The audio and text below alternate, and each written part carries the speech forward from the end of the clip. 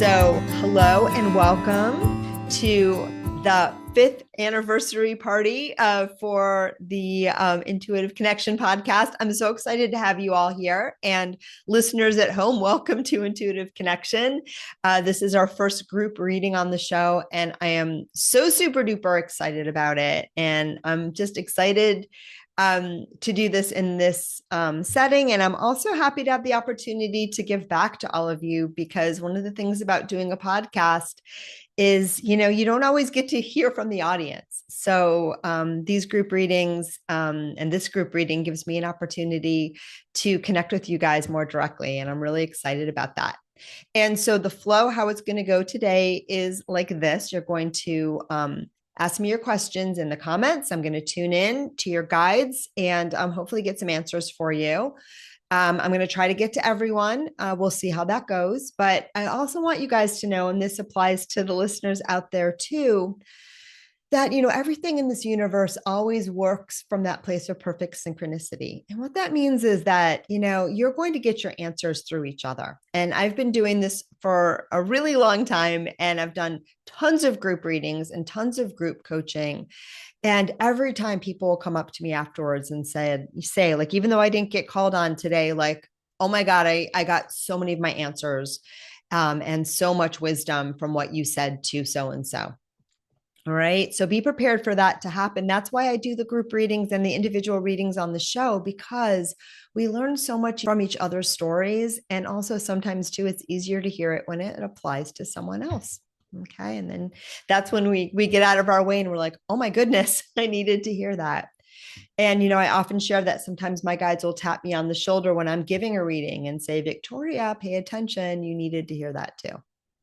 All right. So that's how the flow is going to go. I'm going to kind of tune in, take a couple seconds, and you can start asking me your questions in the chat, because I need those. The kind of questions that work best are specific questions, as opposed to what do my guides want me to know. I can do both, but specifics are a little bit easier in a group setting for me to get guidance on. Okay. And remember again, too, if you do not want me to use your name, give me a pseudonym. Ooh, and the last thing I need to say, and I always say this to everyone before their first reading, and some of you it's your first, with me at least, and some of you not. The way that I see the work that I do, and I really believe everyone in the world should work this way, but the way that I personally see the work that I do is I see myself as a conduit or channel for you to hear your own higher wisdom. Oftentimes when we're in our own lives, when we're in our own heads, it can be really helpful to have a neutral third party receive that guidance for us, so that we can see and be like, oh my God, I didn't think of that. Or, oh my gosh, I did think of that. And I feel so validated, right? It's not my job to give you advice. It's not my job to tell you what to do. It is my job to receive your own inner wisdom. You have the answers within you. And I'm just part of the team to help you recognize and realize those. And what this means is that you are in the driver's seat, and that please take the messages that come through, tune in, feel what resonates, feel what fits. If something doesn't fit, let it go. I always say, if you were really meant to hear it and you're just not ready, you will have more opportunities. And sometimes I'm just not getting it right? No channel or conduit is 100%. And don't believe them if they say that they are. It's simply not true. Right. And also remember too, that you are in the driver's seat to decide what you want to do with this information, how you want to actualize it. And, your free will is very important. So I'm tuning into your beautiful energy, Nanette, who's the first one to drop a question in the chat. And Nanette wants to know if there's any messages from her mother, who passed away on March 14th, 2 years ago. So I'm going to tune into the energy and see if we can't pull up your mom. And, you are still, my beautiful friend, in a lot of grief. You are in a lot of grief. The passing of this person was not simple or smooth for you. It was complicated. And I see there was great love between you, but I also see that there were times when your mom pulled on your independence. right? There was a inner conflict created from the way that you were raised and from that within the context of that particular relationship where you didn't always feel your independence from your mother. And there were times when you probably wanted to do things your way and she didn't understand what your way was. And it created a lot of inner turmoil. And I feel that you're still working through that. I think that you've worked through that beautifully in your own relationships. I happen to know that you are the mother of beautiful offspring. And I do feel like you've given them a different experience than you had. And it's remarkable. And you should be honored and privileged and proud that you've had that experience. But with respect to your mother, I see there's deep love for her, but there's just some inner conflict and some inner turmoil that you're still processing. And I think that that's what makes it hard for you to connect with her. Okay, sometimes. And what she wants to say to you is that she would like to be remembered for the last years of her life. And she says that in the last years of her life, and I hope that, this lands properly, she was defanged, declawed, and neutered. Okay. And you might have seen the increased gentleness that came, and I know a little bit about your story, so I can interpret this pretty clearly, came with her late, her illness towards the end of her life. You may have understood it as a tragedy, but she says, for me, it was a gift because it was a softening. It allowed a softening within me, and it allowed me to be here on this earth and just relax a little bit, be a little more playful, be a little more cared for, be a little confused, she said. And in my confusion, I softened, I relaxed. She wants you to know that she greatly appreciated the amount of care that you gave to her towards the end of her life. She said you were very attentive, and when you were with her, she said, I felt truly seen. I felt truly seen in a way that I couldn't always see you back before this period of my time, like when you were a child, and in a way that I hadn't been seen before. So because I hadn't been seen this way, I didn't know how to see you this way as a child. But I'm getting tingles. But she said, Nanette, you gave me the gift of being seen that way, and I will carry that gift forward with me forever in all of my lifetimes, future lifetimes. Okay. So I hope that one lands. I mean, that was beautiful. She's also telling me she's around her granddaughters, but she's letting me know to tell you, you have far more wisdom in this body, in your body, than I ever had in mine, in that particular incarnation. So she says, look to me for love, look to me for support, look to me for all the things that I was not able to provide you when I was in human form because I was too limited to know how to do those things. But she's like, in terms of your approach to life, your approach to parenting, the way that you understand things, you have far exceeded anything that I could ever have imagined from my perspective. So don't look for me for wisdom and guidance. Know that you have that. Just look for me as an eternal source of everlasting blessings and love, because I'm on your team, my beautiful friend, she says, and I love you very much. And I'm very grateful to have walked the human journey with you. Does that make sense? Just give me a nod. All right. That was beautiful. I'm going to let that energy go. And what a great way to start the party. So thank you so much for that question and for sharing your energy and popping on at the last minute, my friend, because I know that those messages will resonate with many. And, sometimes we often want our parents on the other side, to be the parents that they weren't when they were here. And to some degree they are. They really can be, because they've lost all the masks and the layers and all the things that keep them from understanding and loving us unconditionally, which was the energy that brought us together in the first place. But on the other hand, sometimes too, we have our own stuff left over on our side about the ways in which, the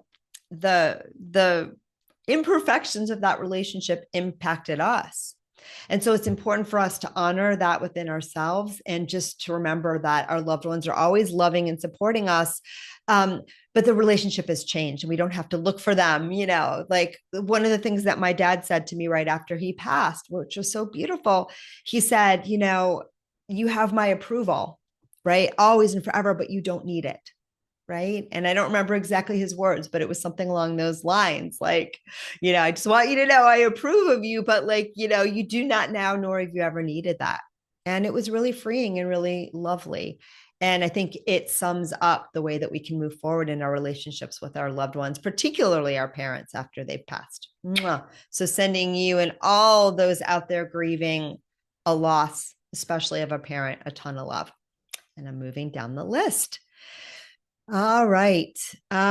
Lisa would like to know, I would love and appreciate your guidance on how I can up-level my life with purpose and joy while continuing to experience a family trauma due to my son's lifelong chronic illness. I would love to be in a state of joy despite life's challenges to fully ascend. Thank you very much. All right. I love that question on so many levels. And I didn't want to talk about the details of your son because he did not agree to be here today. And then I want to tune into your guides because my mind has a lot of things to say, but I want it to be with your guides. And the thing is that when I tune into your energy, this relationship that you've had with your son, trying to fix your son, trying to cure your son, trying to heal your son, trying to help your son is kind of like almost eviscerated you. Like it's just, taking you from the inside out. And 33 years makes me assume that this is an adult person we are talking about now. The guides say, and you know this, but you need to hear it again, there are allowances that we make for a young child, right? That we do not necessarily need to continue to make for a full-grown adult. And this is what you're learning right now. And you're also learning and recognizing that some of the allowances you made for this person, your son, even when he was a child, were probably above and beyond what was required. Okay. So you're learning a lot in this lifetime about boundaries. You're learning about a lot in this lifetime about the limits of love, meaning we can't love someone into a different journey than, they have chosen for themselves or they have manifested for themselves. We can support our loved ones on their journey. We can understand, that, we're here for them if they're having some difficulty in their journey, but we can't take responsibility for them. We can't fix it. We can't change it. And for you, there's been some manipulation that's gone on whereby your relationship, and you are partially responsible for this because this is what you learned. And this is what you learned. This is what you taught him, but only because you have such a kind and loving heart, as we would expect for a parent, and you're exactly where you're supposed to be. But one of the things that the patterns that got set up in this relationship is this person, your son, believes that love comes because I'm sick. And, like if I call the sick card and I call this card, I take no responsibility for myself. And this person called mom will always jump, and show up for me. And you're in a process now of learning that's not true. That's not necessary. And it's time to undo this pattern. Okay. And I see you nodding like crazy. And I see your heart healing when you say this, right? Because you're now restoring the energy, like literally to your very own heart and understanding what love really means. So you've learned so much from this relationship. And sometimes we can love someone from afar and say, like, I love you. I helped birth you. I mean, I did birth you, right? And I'm learning to use this experience to respect the integrity of your experience here on earth, meaning you're making your own choices, you're attracting in your own reality. And I will participate in the way that feels resonant and comfortable with me, but I'll no longer participate in a way that is dysfunctional for both of us, because that will free this young man up to finding his own solutions rather than blaming you for not finding them for him. Does that make sense?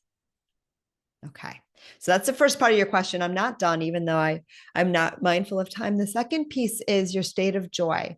Nothing can hold you back. You are already making tremendous strides in your own ascension, as you put it. And there's not an end point. It's not like one day you wake up and everything is just fine.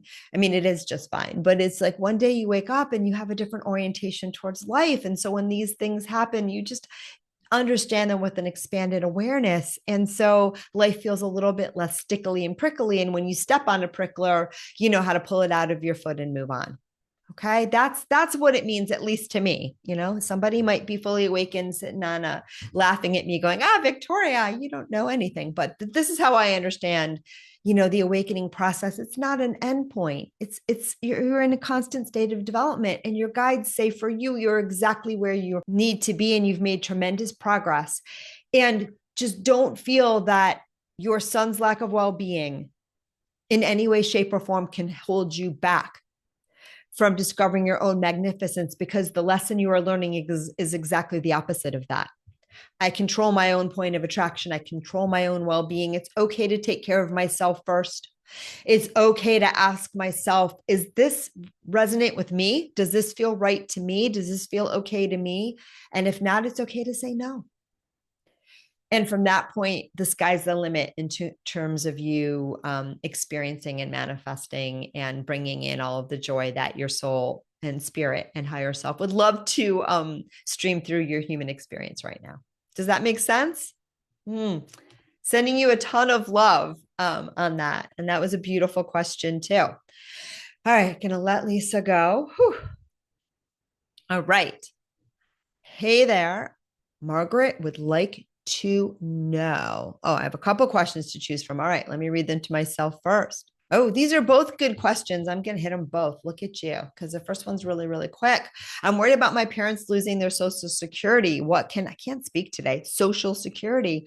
What can I do to help my family stay above water as best I can? Well, the one thing your guides say that is not helpful to do is to jump in the pool with them and start thrashing around, which is energetically what you're doing when you worry about this. You're sometimes feeling like you have to get involved in the pity party and the worry party in order to support and help everyone. But what your guides say you're really doing is sort of jumping into the pool, jumping into the drama, and adding more waves to an already turbulent water. Okay. So they just want you to recognize that. Okay. Now, if this brings you joy and this is how your family connects and loves each other, you go for it. If you want to swim in the splashy, the wave pools are a thing that people pay money for. So I am not going to talk you out of that. But if you really want to help, then what I would do is allow everything to be just as it is. Of course, you can ask yourself if there's something literally you can do it. But I don't get that. I get that, again, this is your parents manifesting their own experience. And you may not have the resources or the different things to help them. And maybe you're talking about a more political thing too. I'm not really sure. But the thing is, you guys want to say on this point is to keep other people above water. The trick is not for you to jump in the pool with them. The trick is for you to find your own point of attraction, to you to have your own connection with your own higher wisdom, for you to tune into your own abundance. And then from that point and that point alone, you can decide if this is a place that you feel called to serve and if any service is required. Right? That's how I do these sessions every single time. I find my own center point. I tune into my own higher guidance. And then I say, what's the message? How can I help? Right now, if my guide said to me, open your checkbook and write Margaret a check for, I probably won't, but I might consider that. You know what I mean? I'm always listening. There are times when I am called to be, fiscally generous, and not usually in this setting. So podcast listeners, please do not write to me requesting dough. But sometimes that is, but oftentimes it's not that at all. And for you, I feel that a lot of times it's just a desire to jump in the pool and splash around, because that is how you've learned loving works. And loving is more than that. Love is about loving and honoring ourselves, honoring everybody, like we said before, wherever they are in their journey, understanding that we all create the world that we're experiencing. It doesn't mean that you tell someone, I don't feel bad for you, you created this, right? We have empathy, we have compassion, but we tune in and we have our service come from that higher guidance. Okay. And this too is the answer to your second question. What can I do to bring more joy into my life? Just that. Start following the joy, start tuning into what brings you joy, and release yourself, disavow yourself of any notion that you need to take care of everybody else first. Okay. And this is a general thing to you, but to everybody listening, your own inner well-being matters. It's important. And it should not be deferred until the world is solved, until every other human being on the planet has found their own perfect point of attraction and lives in joy. That is the backwards way to do it. right? You are here to have your own unique human experience. You are here to align with the abundance and the joy and the magic and the authenticity and the wisdom that is your soul's unique expression in this beautiful divine soup that we are all part of. Okay. And so if you put that cart before the horse and you say, I have to fix my job is to fix everybody else and make them happy so that eventually I can, partake in that happiness too, you'll be waiting a really long time, and you will be depriving the planet of the greatest gift that you can offer, which is your own divine wisdom, abundance, and joy. Okay. So little steps, start following your joy. And if there are times when you don't feel so compelled to worry about everybody else, or you don't feel like it, I would say use that as a little nudge to go do something else right now. So I hope that makes sense. Sending you a ton of love. I don't see your face, so I don't know how you're responding to this. I'll try to find you. Oh, there you are. Okay. Mwah. Sending you a ton of love, and I'm going to get to the next person. All right, letting go of Margaret, tuning in to Barbara. So, Barbara, I love spring. Nothing makes me feel closer to spirit than life outside. On the other hand, allergy season kicks in and I get painful headaches and dizziness and exhaustion. I know contrast is always working for me, but it's been a pattern since birth. And I'm wondering if there's any way I can better handle what I've experienced as a burden. Barbara, I love that question for you. I love that question for you. And, yes. And old patterns are sometimes the ones that are most entrenched and the hardest to break. And so the first thing that I would do, and the first step I would do, is love yourself through the experience, right? It's frustrating right now because sometimes I would love to be outside, but, spring allergies, they get me down. Okay. And just acknowledge that that is what you're experiencing right now.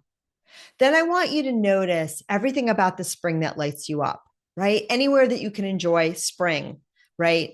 Allergy free. If it's through a window, if it's through, bringing in a blossom, if that doesn't make you allergic, and, sketching it, drawing it, photographing it, or just looking at pictures of blossoms, right? Start enjoying the spring. Enjoy the spring from your car windows, and then enjoy the spring in little doses as you can as you go outside and enjoy it. Okay.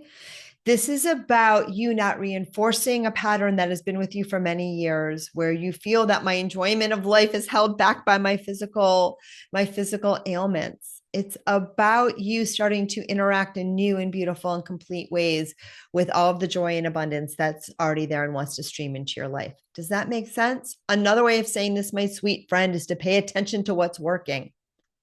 And then where you do experience contrast, just allow yourself to feel as you feel about it, right? Give yourself a hug. This is frustrating. Don't tell yourself a story about it. Just honor it, allow it, and then switch your attention to something that is feeling more resonant. Okay. And I feel that if you do that, you're going to find very quickly some solutions to the allergy situation that's going to make it increasingly more tolerable for you to be outside. Okay. And then after this too, I'm not going to do this on air, but after this too, I will pop on and give you, because your guys do have some medical suggestions of just little things that would help physically. Okay. But the bigger thing is just on tuning into how much you enjoy spring as it is, and your increasing tolerance for being outside and enjoying it more and more and more and more. Does that make sense? Beautiful question. Thank you as always, for bringing your beautiful energy here. Beautiful. And look at that. Somebody already on the chat gave her some things to try. I love that. Letting go of Barb's sweet energy, checking the time. We are still good. Thank you, Melody, for the congratulations. And it's so good to see you here. I know you're a longtime follower of the show, and I'm so grateful for that. And her question today is, I'm going through a bit of a change in my work life. My hours are being reduced. So I have been asking for more work to come my way. And I've also been practicing grounding, opening my third eye, reading angel cards. What are my guides saying this in regard? What your guides are saying, and I'm going to try to find your face on this thing if I can, so I can see your reaction. Where is she? There she is. I got you. What your guides are saying, I don't know how this is going to land. They're saying, do you really want to work more? Do you really want to work more? Because sometimes we think we want something that we really don't, right? I thought this year I didn't want to buy a new car. Now I knew I wanted to buy a new car. I really wanted to buy a new car. I really needed the energy of a new car. The energy of the car that I have now is complicated. It was time for something new, but I did not think that I wanted to spend the money on a new car. Maybe I didn't think I deserved a new car, right? Like, because I had a perfectly fine car. And then my car got connected with another car on the highway in a particular way that meant that led me to the determination that I was going to be getting a new car. And I'm so grateful for that. And I'm getting a beautiful new car and I'm really excited about it. And it was still a choice. My car wasn't totaled, but I've been without it now for enough months to know that I don't want it back. Well, I'm getting it back, but for like a month. But but anywho, this is instructive to you. Ask yourself deeply, do I really want this? Or did a part of me manifest this because I really don't want to be working so hard at this job? Because I feel that if that is the case, and only you can know, and you tune into that energy rather than trying to swim against the current, you're going to find solutions that feel much more aligned with you. Okay. And you do have permission to want to work less. Okay. Or work at a different job or stream in different things. So another way of saying this, my read is that this is a gift. Take the gift, allow the gift, celebrate the gift, and more hours or abundance or things or just space will come from this gift if you allow it in. And this too is a variation on the question that we just answered for Barbara, in that, sometimes when we use the opportunity, right, and understand this is what's happening now, how can I make this work for me? Right? How can I feel into this? How can I enjoy this? How can I savor this? Rather than thinking about how can I solve a problem, we take our energy away from the problem and we start to make space to create the solution. Okay. And yours doesn't even feel like a problem. Yours feels like an expansion. You're expanding. You asked for this, you got it. And now you're just a little bit afraid because you're not sure that you wanted it in this form. Does that make sense? Yeah, she's nodding. Okay. Mwah. Sending you a ton of love. And I'll post pictures of my new car when I get her. Moving down to Anna, or maybe I'm preparing to launch the initial version of my online business, and I'm experiencing a great deal of swirl and stress about what's going to be the first offerings. I want to be responsible in my offerings with both my energetic expenditures and my ability to show up ethically for future clients. Okay. She's choosing between intuitive and practical coaching support, deep birth chart astrology readings for individuals that powerfully connect them to their strengths, okay, to retell their stories and and something that I'm not seeing. Oh, beautiful. All right, let me tune into that and let me find you. And I'm learning how to do this. Let me find your sweet little face on here so I can watch your reactions. All right, got it. Okay, so the first part of the question is stop worrying, stop worrying, stop worrying, stop worrying, stop worrying, stop worrying, and allow yourself to learn by doing. Okay, yes, you don't want to promise something you can't deliver, right? So if you have never in your life pulled a tarot card, right? And then you say, I'm going to be offering tarot card readings and I'm very experienced and I've been doing this for 25 years and you got to charge me $700. That's unethical. Don't do that. Okay. But everyone has to start somewhere, right? I started giving readings. My first, I would say 7 months of giving readings was for free to people that I knew. And then I saw my first paying client in, it was 15 years ago in January of 2010, because I felt right. It felt right. And, I moved from there and I haven't looked back. And, those first offerings, I didn't still know exactly what I was doing. When people asked me how to explain myself, I had an elevator pitch for sure, but it was in development. The work that I do is always in development. So your guides are encouraging you to think about the offerings, about what you think will be interesting for other people, what you think is interesting for you, and let go of the heaviness of, can I pull this off? Am I going to live up to this? Can I deliver that? Is this going to drain my energetic bank account? And allow yourself to figure those things out energetically as you go along, because you're not going to know until you try it. Be ethical in the way that you explain your offerings, your experience, what you're going to do. And don't make any promises. Don't make any promises, which is huge for you, because I think that again, this is my read, try it on for size, but I get the read that you're one of those people that has not fully discovered that the work that I do is not contingent on the results that people achieve. Okay. And that I'm not responsible for that. And my friend, you are not responsible for people's results, people's experiences ever, ever, ever, ever, ever, or more ever. Okay. I know you feel like you should be. People tell you are, but you're not. It's impossible. You cannot control someone else's point of attraction. You cannot control somebody else's interpretation of what comes out of your lips. I don't know how this is landing with you right now. Doing my best. I'm usually pretty good at it, but sometimes things don't land the way, I or the guys intended, and it's not my business. So it's important for you to release yourself from the outcomes that your clients experience. And if you hear me do the prayer that I do at the beginning of every session that I do, there's a part where I say I release attachment to outcomes. It was the hardest thing to do. I used to pause every single time and tune in. Did I really do this? Oh, it's so hard. But it's the most powerful thing that I can do for myself and my clients, because that's how I'm honoring their free will and I'm staying out of their business. Okay.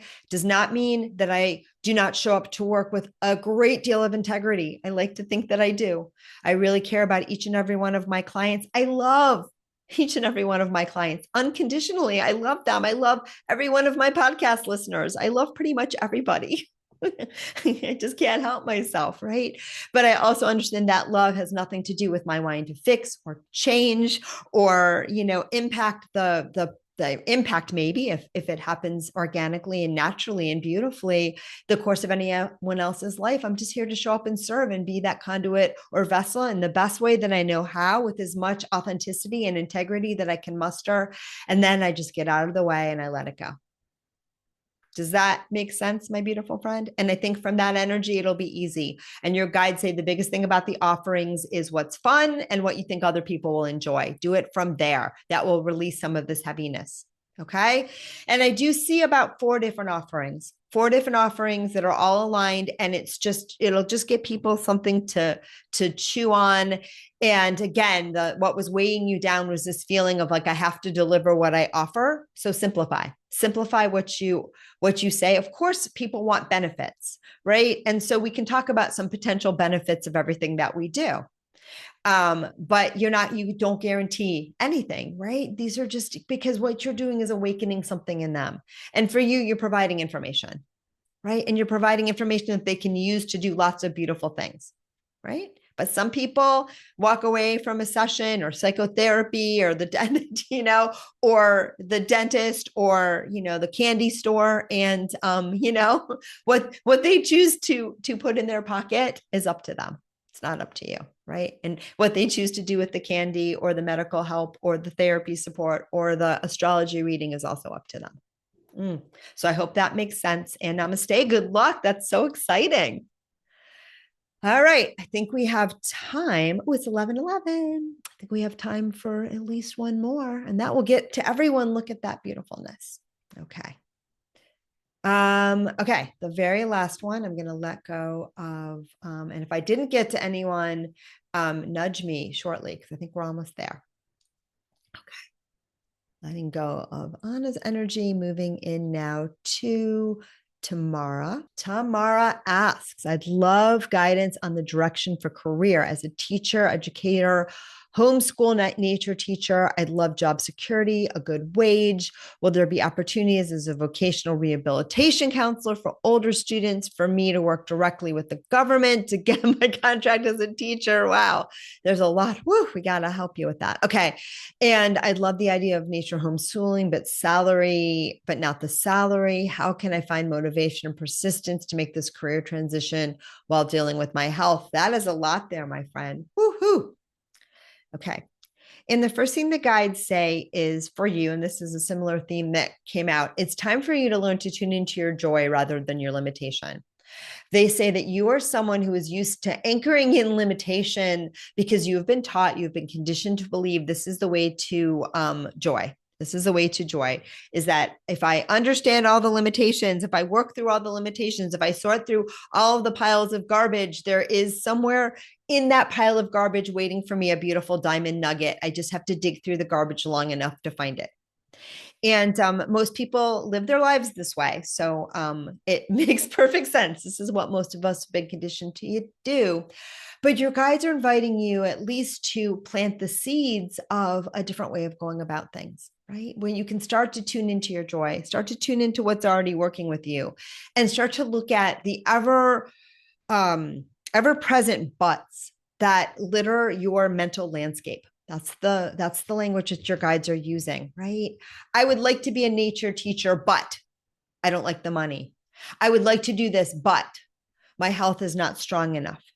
Okay? Because each time you have that but, right? That but is a limiting factor. It's a limiting factor. And it may be true for you right now. It may be your experience right now, but because we are all powerful creators of our very own experience, when we anchor our energy in the limitation, we are telling ourselves in the universe that limitation will always be here, that it will always persist. And so the first thing to do is to honor the perceived limitation, but don't give it so much power, right? Don't give it so much power, because what we believe is what we'll experience. And so your guides want you to really use this as an opportunity to start to allow a little bit of flexibility, a little bit of distance with some of these beliefs that might be holding you back. Not because you're doing anything wrong, or, some people hear this as that, I'm limiting myself. No, this is habits that you've learned. Most people learn them. But if you can start to watch your butts and just take a step back for them and say, they don't have to be true, even if that's been my experience up until now, it'll free you up to have the life that you deserve and desire. Okay. Now I'm going to answer a couple specific questions because I can tell by your face. I can't tell if this is landing, but like I said, I get what I get.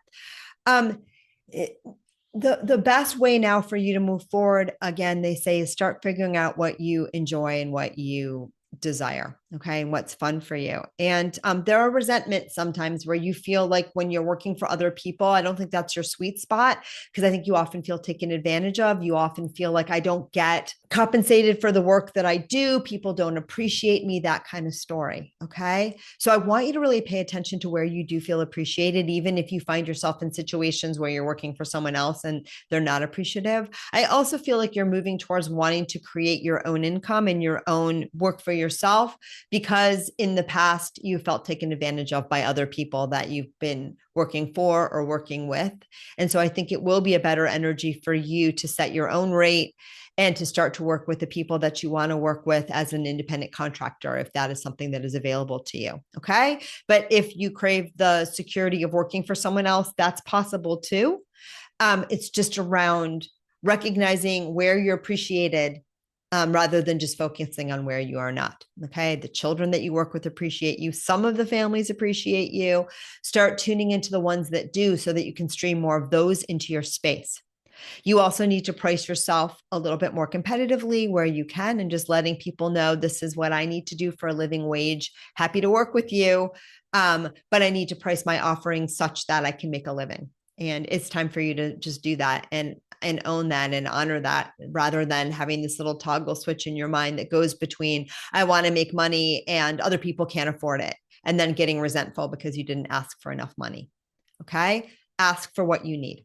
Okay. You may not get $10,000 a minute right out of the gate, though, the sky's the limit. I know people that charge everything to everyone. But I do feel that you consistently undervalue the worth of your time, and that some offerings that are a little bit more lucrative for you, other people, as long as you believe that you deserve them, other people won't bat an eye. And the ones that that do are not your people. All right, let's see if there's anything else in here with the different things that you talk about. The guides are saying for you, the best thing to do is just focus on where the work is flowing, focus on not trying to figure out the whole picture and solve all the problems of the universe before things get started. Just look for any work that's forthcoming. Just keep looking for any opportunities, and they can come from many different places. And that's how you're going to learn to follow your flow. And it could just be like one of things, and just keep investigating different things, putting yourself in different arenas. And I see a lot of freelance work is what I see you offering, and maybe a few fun offerings where you're putting together. I keep getting the price $325. So I don't know what you could offer for $325, but I see an offering. It involves kids. I see outside and sunlight, $325. Like maybe start working on that offering. Okay. I don't know what that is. But start putting stuff out there, and people will come. And just like our other person who I can't remember their name, who's starting their business, right? We often figure out our offerings and we figure out the business flow by doing it a little bit. Right? There are certain things that you have to figure out before you get started. Do I need a license? Is this legal? Like how much does it cost to rent that place that, I'm going to be bringing people to? But after that, we figure out a lot of this as we go along, and that's what you're being called to do. Okay. So this is what we would call in vivo experience. Like you're learning it by living it, and you definitely have a lot to offer. And focus on the fun, my friend, because that is what drives you. Okay. And that is where your magic lies. Mwah. Sending you a ton of love. Okay. Oh, this is a great question. Patricia says, I had all the gifts as a child, but I was not in a supportive situation. So it frightened me. I prayed for it all to go away. I've spent the last 30 years trying to reconnect. I'll accept any message with love. That's beautiful. And we all have that experience. So many of us had all the gifts as a child. And then if we were not in an environment where we could receive those gifts, or those gifts felt overwhelming. And for you, my friend, the situation in which you were born felt overwhelming. The gifts are just like, they're just on top of that. It was like, you're like, you want me to handle this too? So it's very normal for us to shut them down. And especially for you, some of your gifts did not feel gifty. They did not feel gifty. You were very overwhelmed. And I believe that the channels that you were open to as a child, due to the family that you were raised in, which was very porous energetically, is all I'm going to say, and chaotic, it just did not allow you to take a firm handle on using your psychic abilities, and aligning them with the highest realms and highest sense. Does that make sense? And that can be very, very common. And many people do, they get discalibrated with all of their extrasensory senses because they're in environments where they cannot connect smoothly and cleanly to those higher sources. For you, what I would recommend that you do for this, first of all, continue on your healing journey of releasing the burdens of your childhood, and stepping now onto firmer, clearer, calmer ground where you recognize that all of that is clearly and firmly behind you, and that each day is a new day to create a new you, a new reality, and a new point of focus and attraction. And that is what I am hoping that you are very much learning to do.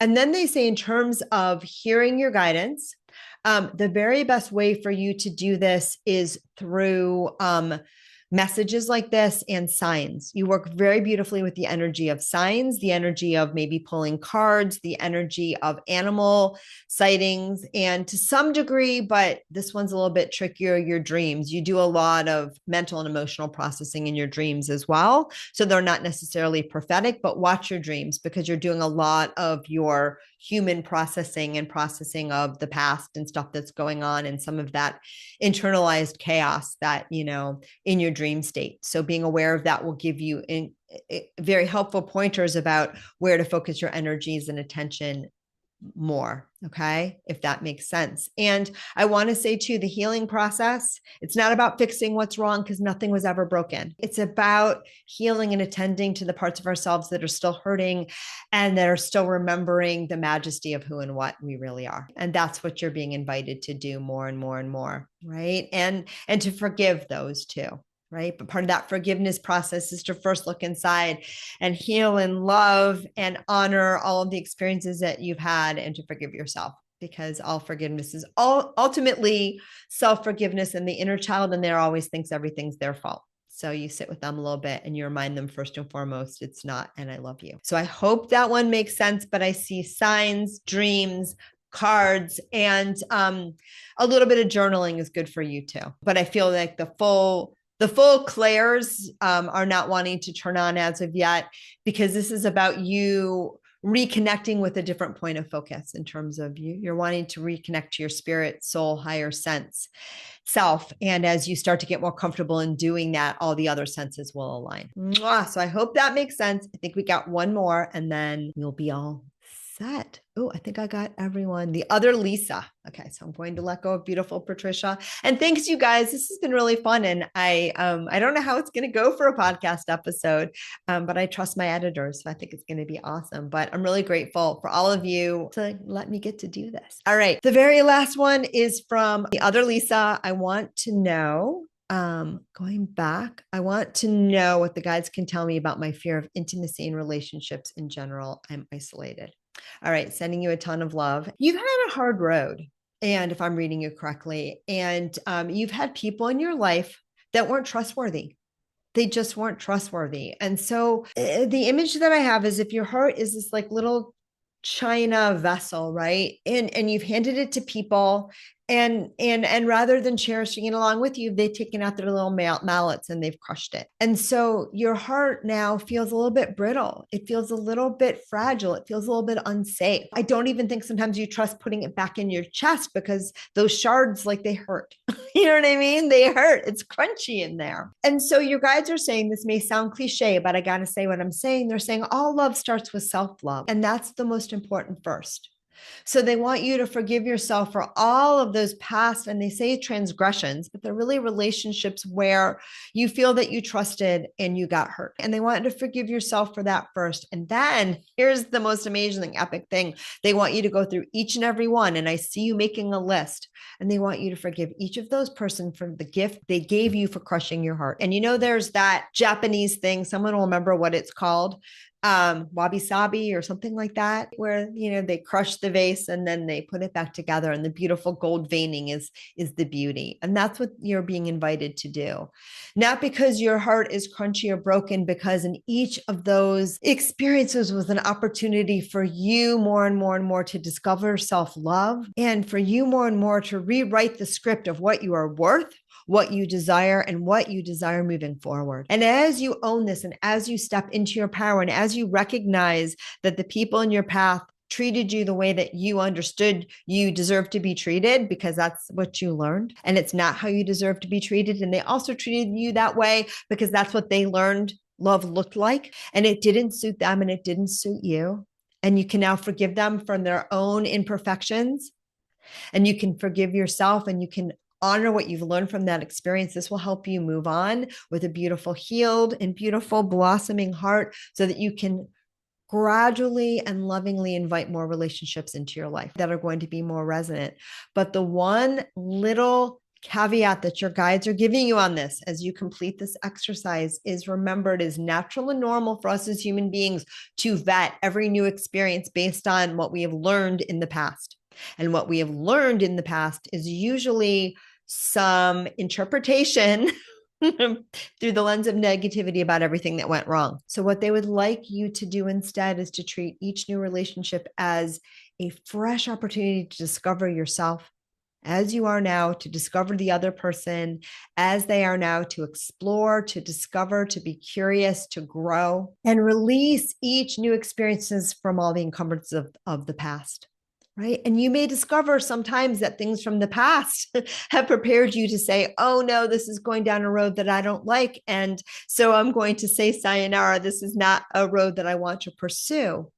But they say this is a very different thing than presupposing everything has to look a certain way, because that's how it's looked in your interpretation of the past. All right. So I hope that makes sense. I hope you listen to this again when it goes live, because those words came through very specifically through you. And I feel that they may be something that you want to hear more than once so that they can land. And I wish you so much joy. And then, of course, pay attention to the relationships and the ways in which other people are showing up for you, because even in the littlest dribs and drabs, when we can focus on where things are already flowing in our life, it can open our heart for more of that. So sending you a ton of love. All right. So grateful for all of you. I hope you guys enjoyed this one as much as I did. This was really a joy and an honor. It's been a joy and an honor to be of service to everyone in the Intuitive Connection community now for the last 5 years, and to do the work that I've been doing for 15 years. I'm so grateful and blessed to get to do this work. And I'm grateful to each and every one of you. And if you want to have a reading with me, we will be offering group readings like this coming very, very soon. So check the show notes, check my website. It's a come-in, and it's my way of offering readings at a more cost-effective way for lots of people, and also the opportunity that we all have to learn from each other's experiences, because I'm sure that you guys got answers, right, from each other's questions as well as the answers to your own. It always works that way. And grateful for everyone. Love you all. Enjoy the rest of your days, and namaste.